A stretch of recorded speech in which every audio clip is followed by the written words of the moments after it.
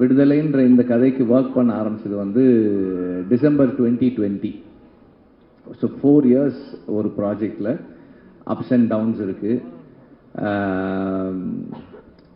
இந்த படத்தில் நடிக்கும்போது கல்யாணம் பண்ணவங்க குழந்தை பிறந்து குழந்தைய ஸ்கூலுக்கெல்லாம் அனுப்பிட்டாங்க. அவ்வளோலாம் நடந்திருக்கு.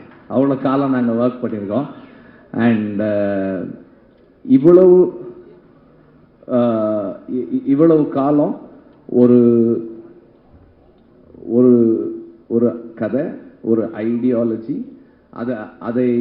அந்த ஐடியாலஜியை புரிஞ்சிக்க முயற்சி பண்ணுற ஒரு டீம், அந்த டீமோட பிளைண்ட் ஃபெய்த்தில் ட்ராவல் பண்ண ஒரு 400-450 பேர், ஸ்டார்டிங் ஃப்ரம் த ப்ரொடியூசர். எல்லாருமே இந்த ஜேர்னியை வந்து ரொம்ப முழுசாக மனப்பூர்வமாக ஒர்க் பண்ணது, ரொம்ப கமிட்மெண்ட்டோடு பண்ணது. லாஸ்ட் டைம் வந்து நான் லிஸ்ட் எழுதி எல்லார் பேரையும் படித்தேன். அப்போது கொஞ்சம் டைம் இருந்தது, இப்போ சுத்தமாக எனக்கு டைம் இல்லை. I'm very preoccupied with the final work. படம் முடிக்கிறதுக்கான முயற்சியில் இருக்கோம் நாங்கள், அதனால் ஐம் வெரி ப்ரீஆக்கியூபைட். பட் இருந்தாலும் as always I am very very grateful for the team. Cinema மாதிரியான ஒரு ஒர்க் வந்து கீழிருந்து மேலே வர்றது, ஒரு டைரக்டரோட விஷனுக்கு மேலேருந்து கீழே ஒர்க் பண்ணுறது, அது பார்க்குறதுக்கு அப்படி இருக்கும். ஆனால் வந்து ஒரு செட் அசிஸ்டன்ட் கரெக்டாக ஒர்க் பண்ணுறதும், ஒரு கார்பெண்டர் கரெக்டாக ஒர்க் பண்ணுறதும், ஒரு ஒரு ஹேர் ட்ரெஸ்ஸர் கரெக்டாக ஒர்க் பண்ணுறதும் தான் ஃபைனலாக அந்த டைரக்டரோட விஷனை வந்து கம்ப்ளீட் பண்ணும். ஸோ அப்படி எல்லாரும் ஒர்க் பண்ண ஒவ்வொருத்தருக்கும் நான் எப்போதும் போல் ஐம் வெரி வெரி கிரேட்ஃபுல். நன்றியெல்லாம் இல்லை, அதை தாண்டி ஐம் வெரி கிரேட்ஃபுல். ஏன்னா வந்து நானே பல இடங்களில் சொல்லியிருக்கேன், நான் சொல்லனாலும் கூட இருக்கவங்க சொல்லுவாங்க, என்னோட அசிஸ்டன்ட் டைரக்டர்ஸ் மாதிரி, என்னோட டீம் மாதிரி, அசிஸ்டன்ட் டைரக்டர்ஸ் இல்லை, என்னோட அசிஸ்டன்ட் கேமராமேனாக இருக்கட்டும், ஆர்ட் டைரக்டருடைய அசிஸ்டன்ஸாக இருக்கட்டும், எங்கள் ஸ்பாட்டில் எல்லாருமே என்னோட அசிஸ்டன்ஸாக தான் ஒர்க் பண்ணுவாங்க. இந்த மாதிரி ஒரு டீம் எங்கேயுமே பார்க்க முடியாது. ஏன்னா நார்மலாக அசிஸ்டன்ட் டைரக்டர்ஸ் எப்படி ஒர்க் பண்ணுவாங்கன்னா, ஒரு ஸ்கிரிப்ட் இருக்கும், இன்னைக்கு வந்து இந்தந்த சீன்லாம் எடுக்க போகிறோம் அப்படின்னு இருக்கும், அதுக்கு இந்தந்த ஆர்டிஸ்ட் வருவாங்க, இந்தந்த ப்ராப்ஸ் இருக்கும், இதெல்லாம் இருக்கும், அப்படி தான் ஒர்க் பண்ணுவாங்க. ஆனால் எங்கள் டீம் எப்படி ஒர்க் பண்ணோம்னா, ஓகே இன்னைக்கு இந்த ஆர்டிஸ்ட் வர சொல்கிறாரு, அப்போ இந்த சீன்லாம் இருக்கும், அப்படி இல்லைன்னா இந்த லொக்கேஷன் நம்ம போகிறோம், அப்போ அந்த சீன்லாம் இருக்குமோ, எந்தெந்த பீரியடெல்லாம் இருக்கும். இப்போ நான் திடீர்னு போயிட்டு அதுதான் அன்றைக்கே சொன்னேனே, அந்த பீரியட் 70s வரணும், இது அப்படின்னா ரெடியாக இருக்குது, ஓ ரெடியாக இருக்கு, ஓகே அப்போ அது 60s அதுவும் ரெடியாக இருக்குது. இந்த மாதிரி அவங்களே பாதி கோ கிரியேட்டர்ஸாக இருந்தால் மட்டும்தான் இப்படியெல்லாம் ஒர்க் பண்ண முடியும். அண்ட் இந்த மாதிரி இந்த கண்டிஷன்ஸில் ஒர்க் பண்ணுறவங்க தே தெம்செல்ஸ் ஆர் டைரக்டர்ஸ். அவங்க இப்போ நம்ம கூட நம்மளை அசிஸ்ட் பண்ணுறாங்களே தவிர அவங்களே வந்து எல்லா டெசிஷன்ஸும் மோஸ்ட் ஆஃப் த டெசிஷன்ஸ் எடுத்து தான் பண்ணுறாங்க. இந்த மாதிரி ஒரு டீம் இல்லைன்னா என்னால் வந்து ஒரு டைரக்டர்னு பேர் வாங்கவே முடியாது. ஏன்னா வந்து ஐ எம் வெரி ஸ்கேட்டர்ட். என்னோட இங்கே ஒன்று பண்ணுவேன், அங்கே ஒன்று பண்ணுவேன், அங்கே ஒன்று பண்ணுவேன், இதெல்லாம் ஒன்றா கட்டி இழுக்கிறது வந்து என்னோட டீம் தான். அவங்க தான் வந்து அதை ஒழுங்குபடுத்தி வைக்கிறாங்க. So I am really grateful to have a team like this. And இதனுடைய எக்ஸ்டென்ஷனாக தான் எனக்கு வந்து வேல்ராஜும் ஜாக்சனும் ராமரும் இருக்காங்க. இவங்களும் வந்து இப்போ நான் ஜாக்சன் கிட்ட வந்து, ஜாக்சன் எனக்கு அந்த ஒரு 2 ஸ்ட்ரீட் வேணும், அந்த இது வேணும், ஏதாவது பண்ணிடுங்க, அவ்வளோதான் நான் சொல்லுவேன். அவர் வந்து ப்ரொடியூசர்கிட்ட பட்ஜெட் கேட்கறதுலேருந்து டைம் எடுத்துக்கிறதுல எல்லாம் அவர் பண்ணிடுவார். ஷூட்டிங் ஒரு 2 நாளைக்கு முன்னாடி செட்டு முடிஞ்சிருச்சா அப்படின்னு கேட்பேன், வந்து ஒரு தடவை பாருங்கன்னு. சரி முடிஞ்ச உடனே சொல்லுங்க, நான் வந்து பார்க்குறேன்னுவேன். நான் நார்மலாக ஒரு லொக்கேஷன் பார்க்குற மாதிரி தான் போவேனே தவிர, நம்மளாம் ஒரு டைரக்டர் வந்து எனக்கு செட்டில் இதெல்லாம் வேணும் அப்படி போக மாட்டேன். ஒரு ஆக்சுவல் லொக்கேஷன் பார்த்துட்டு இந்த லொக்கேஷன் இப்படி இருக்குது, இதில் நான் எங்கே கேமரா வச்சுக்கிறேன், அவர் வரும்போதே சொல்லிடுவார், இங்கே வந்து போனால் இது மேலே கேமரா ஏற்றுவோம், அது வந்து ஸ்ட்ராங்காக போட்டுக்கலாம், அது வந்து அந்த கோடா வைக்கிறதுக்கு அடிச்சுக்குங்க அப்படின்றவார் அவர். So that's how it works. எல்லாருமே வந்து என்னுடைய ஸ்கேட்டர்ட் தாட் ப்ராசஸை அண்டர்ஸ்டாண்ட் பண்ணிட்டு எனக்குள்ளே இருந்து டீசெண்டான ஃபில்ம்ஸ் வர்றதுக்கு ஹெல்ப் பண்ணுறாங்க. So I am very grateful to have a team like this. இந்த டீமில் மை என்ன சொல்கிறது, என்னுடைய my greatest gratefulness is to have Raja sir in this team. ஏன்னா வந்து நார்மலாக வந்து மியூசிக் நான் ஜிவியோட ஒர்க் பண்ணியிருக்கேன், சந்தோஷோட ஒர்க் பண்ணியிருக்கேன். சந்தோஷ் ஒரு மாதிரி ஒர்க் பண்ணுவார், ஜிவி ஒரு மாதிரி ஒர்க் பண்ணுவார்.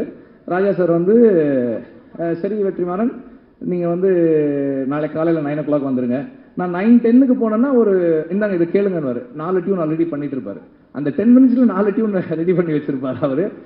And is very punctual, which is little என்ன சொல்றது, எனக்கு அவ்வளோ கன்வீனியன்ட் கிடையாது, அது கொஞ்சம் இன்கன்வீனியன்டாக எனக்கு. ஆனால் இன்னைக்கு காலையில் 9 o'clock வரேன்னு 9:25 கால் பண்ணுறாரு. என்ன வெற்றிமாறன் என்ன இன்னும் வரல? சார் சார் வந்துகிட்டே இருக்கு சார் அப்படின்னு அவசர அவசரமாக போனேன். ஸோ எனக்கு வந்து ஒரு அந்த மியூசிக் சைடில் எனக்கு எதுவுமே கவலையே இல்லை. நான் யோசிக்கவே மாட்டேன். அவர் சார் இந்த மாதிரி ஒரு சாங் சார், ஓகே இந்த மனசில் சாங் அப்படி தான் ஒரு சார் நான் வந்து ஒரு சீக்வன்ஸ் பண்ணியிருக்கேன் சார், ஐ திங்க் ஒரு சின்னதாக ஒரு சாங் இருந்தால் நல்லாயிருக்கும்னு எனக்கு தோணுது சார், அந்த சீக்வன்ஸ் காட்டுறேன் அப்படின்னா சரி காட்டுங்கன்னாரு. நான் காமிச்சேன். அதில் இந்த ப்ரொட்டாகனிஸ்ட் வந்து அந்த ஃபீமேல் ப்ரொட்டாகனிஸ்ட் லீட் கிட்ட ப்ரொட்டாகனிஸ்ட் அவன் பேசிகிட்டு இருக்கான். பேசும்போது எனக்கு இது இந்த இடத்துல பேசலாமான்னு தெரியல, ஆனால் பேசாமல் இருந்தால் ஒரு மாதிரி இருக்குது, ஒரு மாதிரி அன்கம்ஃபர்டபுளாக இருக்குது அப்படின்னு சொல்லி அவன் சொல்லுவான். சீன்லாம் பார்த்தாச்சு. ஒரு 2 days கழிச்சு ரெக்கார்டிங் கம்போசிங் உட்காரலான்னு சொன்னார். ஒரு 5-6 டியூன்ஸ் கம்போஸ் பண்ணிவிட்டு அதில் ஒரு சீன் ஒரு டியூன் டிசைட் பண்ணோம். நெக்ஸ்ட் மார்னிங் அவர் கால் பண்ணார். இல்லை வெற்றிமாறன் நான் அதை யோசித்தேன், நான் வேற ஒன்று பண்ணியிருக்கேன் நீங்கள் வாங்க அப்படின்னாரு. ஆக்சுவலாக நான் அவருக்கு காமிச்சேன், எனக்கு அந்த சீன் மறந்துருச்சு. இவர் டியூன் பண்ணிட்டு லிரிக் எழுதிட்டார். மனசில் ஒரு மாதிரி இருக்கு அப்படின்னு, ஒரு மாதிரியா இருக்கு, நல்லா இருக்கு சார். அப்போ சொன்னார் அந்த சீனில் அவன் சொல்கிறான்ல அதனால தான் அது அப்படின்னாரு. ஸோ அது எனக்கு வந்து ரொம்ப ஆச்சரியமாக இருக்கும். நான் அசிஸ்டன்ட் டைரக்டராக ஒர்க் பண்ணும்போதே நோட் பண்ணியிருக்கேன். ராஜா சார் வந்து ரீல் ஒரு தடவை பார்ப்பாங்க, பார்த்துட்டு நோட்ஸ் எழுத போயிட்டு திரும்பி வந்து என்ஜினியர்கிட்ட சொல்லுவார், அந்த அந்த 24வது அடி 14th ஃப்ரேம்லேருந்து சிங்க் ஸ்டார்ட் பண்ணுங்கன்னு. கரெக்டாக அங்கேருந்து வச்சா அந்த மியூசிக் கரெக்டாக இருக்கும், அந்த சேஞ்ச் ஓவர் கரெக்டாக இருக்கும். ஸோ அவ்வளோ மெமரியோட அவ்வளோ ஷார்ப்பாக ஒர்க் பண்ணுவார். அதை நம்ம நேரில் பார்க்கும்போது பக்கத்தில் இருந்து பார்க்கும்போது அந்த அந்த மைண்டை அண்டர்ஸ்டாண்ட் பண்ணுறது வந்து it is a great experience அப்படிதான் சொல்லலாம். எனக்கு ரொம்ப அண்டு எல்லாரும் சொன்னதோட எக்ஸ்டென்ஷனாக ராஜா சார் பேசுகிறத அவங்க எல்லாம் பேசுகிறத கேட்பாங்க. நான் அவருக்கு தெரியாமல் எப்போ போனாலும் இந்த கேமராவை ஆன் பண்ணிவிட்டு அப்படியே வச்சுட்டே உட்காந்துட்டே இருக்கேன். எல்லாம் ரெக்கார்ட் பண்ணி வச்சுருக்கேன். ராஜா சார் வந்து கீபோர்டில் அந்த ஹார்மோனியமில் உட்காந்து அந்த டியூன் எப்படி வருதுன்றதெல்லாம் எடுத்து வச்சுருக்கேன். நான் I really enjoy the privilege. I feel it's a privilege எனக்கு. அண்டு அவர் வந்து எனக்கு நிறைய ஸ்பேஸ் கொடுக்குறாரு. இந்த சென்ஸ் பர்சனலாக அவரோட இன்ட்ராக்ட் பண்ணுறதுக்கு, பேசுகிறதுக்கு, நமக்கு பிடிச்சதை சொல்கிறதுக்கு. அப்புறம் வந்து ராஜா சார்கிட்ட நான் பார்த்ததோட ஒரு விஷயம் என்னென்னா, நம்ம ஒரு சாங் பண்ணுறோம், அந்த நேரம் நமக்கு அது கரெக்டாக இருக்குது.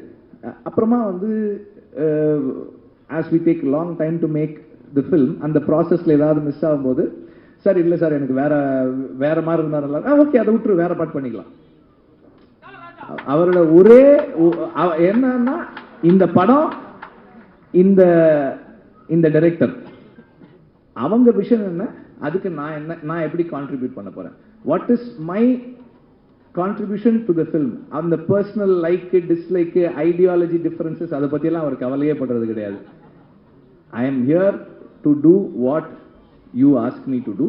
நீ சொல்லு நான் செய்கிறேன், ஆனால் நீ கரெக்டாக சொல்லு, வாட் யூ வாண்ட் கிளியராக சொல்லு அப்படின்னு. நமக்கு கிளாரிட்டி இருக்காது, பாபான்னு ஆனாலும் அவர் வந்து சரி ஹீ கிவ்ஸ் த டைம், சரி உனக்கு என்ன வேணும் எப்படி வேணும், ஓகே எஸ் ஃபைன். இப்படி இந்த ஜேர்னியில் ஒரு 15-20 டியூன் ராஜா சார் பண்ணுற டியூன் நான் கேட்டிருக்கேன். அவர் எவ்வளோ ஃபாஸ்ட்டாக பண்ணுறாரு. அந்த ஃபாஸ்ட்டாக பண்ணுறதுன்றது ஒரு பெரிய இது இல்லைன்னு தான் நான் நினைக்கிறேன். ஏன்னா அது என்னவா மாறுது. இப்போ இந்த சாங் இப்போ கேட்கும்போது நமக்கு நம்ம நார்மலாக நோட்டீஸே பண்ண மாட்டோம். நம்ம நார்மலாக, அதாவது மியூசிக்கலாக ட்ரெயின் ஆகாத ஆட்கள் நோட்டீஸே பண்ணாமல் விடக்கூடிய ஒரு சின்ன சைம் எங்கேயோ கேட்குது, ஒரு சின்னதாக ஒரு ஒரு ஒரு பெல் சவுண்டு கேட்குது. இதெல்லாம் வந்து அது எப்படி அந்த இடத்துல வைக்கிறாரு, அந்த சவுண்டு நமக்கு எப்படி கேட்குது, இதெல்லாமே வந்து ஒரு பெரிய ஆச்சரியம் தான். அவ்வளோ சாங் இருக்கு, மற்ற மியூசிக் இருக்கு, வாய்ஸ் இருக்கு, இதுக்கு நடுவில் அந்த சாங், இந்த சவுண்ட் இந்த இடத்துல வச்சா கேட்கணும்லாம் ஒரு டிசைட் பண்ணி ஒன்று ஃபைனலாக ஒன்று கொடுக்குறாரு இல்லையா. அதுதான் அந்த அந்த என்ன சொல்றது, மியூசிக்கல், அந்த அந்த ஜீனியஸ் மியூசிக்கல் மைண்டு. அது பக்கத்துல இருந்து பார்க்கறது எனக்கு ரொம்ப சந்தோஷம். இதுல இந்த படத்துல 4 சாங்ஸ், 4மே 4 விதமான சாங்ஸ். ஸோ ஒரு இந்த ஜேர்னியில் எனக்கு ராஜா சாரோட இருந்து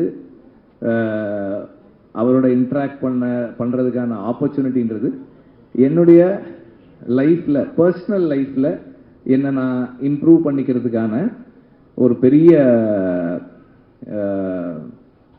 கிஃப்டாக தான் நான் பார்க்குறேன். அதை என்னை எல்லா விதத்துலேயும் வந்து இம்ப்ரூவ் பண்ணிக்கிறதுக்கான ஒரு பாசிபிலிட்டி அது. அண்ட் ஆக்டர்ஸ் அண்ட் டெக்னீஷியன்ஸ், இப்போது எனக்கு வந்து இந்த படத்தில் பல இடங்களில் சொன்னாலும் திரும்ப சொல்கிறேன், 8 நாள் வாங்க அப்படின்னு ஷூட்டிங் கூப்பிட்டு போனேன் சேதுவை. இந்த செகண்ட் பார்ட்டு அன்னைக்கு ஷூட்டிங் முடிக்கும் போது எவ்வளோ நாள் ஆச்சு, ஃபர்ஸ்ட் பார்ட் செகண்ட் பார்ட் ரெண்டும் சேர்த்துன்னு கேட்டேன். 257 டேஸ் அப்படின்னு சொன்னாங்க. அதில் வந்து சேது எப்படியும் ஒரு 120 டேஸாவது குறைஞ்சது நடிச்சிருப்பாரு. அந்த பேஷன்ஸுக்கு I am very grateful, thank you. Soori வந்து அதை விட அதிகமாக தான் நடிச்சிருப்பாரு. எல்லாருமே வந்து இப்போ ஷூட்டிங் இருக்கோ இல்லையோ இந்த படத்து கூடவே டிராவல் பண்ண நடிகர்கள் நிறைய பேர். அப்புறம் அசிஸ்டன்ட் டைரக்டர்ஸ் கேட்டால் சொல்லுவாங்க, எங்கள் டீமில் வந்து ஒரு 2-3 பேர் வந்து தோழர்னு கூப்பிட்டு பழகிற ஆட்கள். இன்னைக்கு வந்து எல்லாரையுமே தோழர்னு தான் கூப்பிடுறாங்க. அவ்வளோ பெரிய ஒரு இங்கே ஒரு ஃப்ரெட்டர்னிட்டி உருவாயிருக்கு இவ்வளோ நாள் நாங்கள் ஒர்க் பண்ணதில். அண்ட் சேதுவோடைய கமிட்மெண்ட் அண்ட் ஒரு விஷயத்தை அவர் உள்வாங்கிறது, அண்டர்ஸ்டாண்ட் பண்ணிக்க ட்ரை பண்ணுறது, இது எல்லாமே வந்து எனக்கு வந்து ரொம்ப ஹெல்ப்ஃபுல்லாக இருந்தது. ஏன்னா இந்த படத்தோட சம்மந்தப்பட்ட எல்லாருக்குமே விடுதலை தான் வாத்தியார். விடுதலை தான் எல்லாருக்குமே கற்றுக் கொடுத்துக்கிட்டு இருக்கு, இன்னும் கற்றுக் கொடுத்துக்கிட்டு இருக்கு, இன்னும் கற்றுக் கொடுக்க போகுது. ஸோ நான் இந்த படத்துக்காக நிறைய பேரோட பேசி படித்து தெரிஞ்சுக்கிட்டு அதை எல்லாரோடையும் ஷேர் பண்ணும்போது எவ்வளவு அவங்க அதை உள்வாங்கிறாங்கன்றதை பொறுத்து தான் என்னோட லேர்னிங் என்னவா இருக்குன்னு என்னால் தெரிஞ்சுக்க முடியுது. ஸோ அந்த மாதிரி தொடர்ந்து இந்த படம் எல்லாருக்கும் எனக்கு நிறைய கற்றுக் கொடுத்துக்கிட்டு இருக்கு. இன்னும் படம் ஃபைனல் ஸ்டேஜஸில் இருக்குது, முடிக்கிறதுக்காக ஒர்க் பண்ணிக்கிட்டு இருக்கோம். அது முடியும் போது இன்னும் நிறைய கற்றுக்கிட்டு இருந்திருப்போம்னு நான் நம்புகிறேன். அண்ட் இந்த மியூசிக் ஸ்டேஜ்ன்றதால எக்ஸ்ட்ராவா ஒன்று என்ன சொல்ல விரும்புகிறேன்னா, நான் வந்து இந்த படத்தோட பேக்ரவுண்ட் ஸ்கோர் செஷன்ஸை பார்க்கறதுக்கு ரொம்ப எக்ஸைட்டடாக வெயிட் பண்ணிட்டு இருக்கேன். ராஜா சார் வந்து அது எப்படி என்ன பண்ண போகிறாங்க அப்படின்னு பார்க்கறதுக்கு ரொம்ப ஆர்வமாக இருக்கேன். சீக்கிரம் வரேன் சார், ரீல் எடுத்துட்டு வரேன் சார், சீக்கிரம் வரேன்.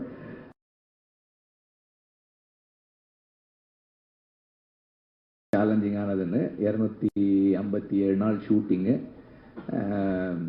அதுவும் கூட அன்னைக்கு கூட எப்படி முடிச்சேன்னா,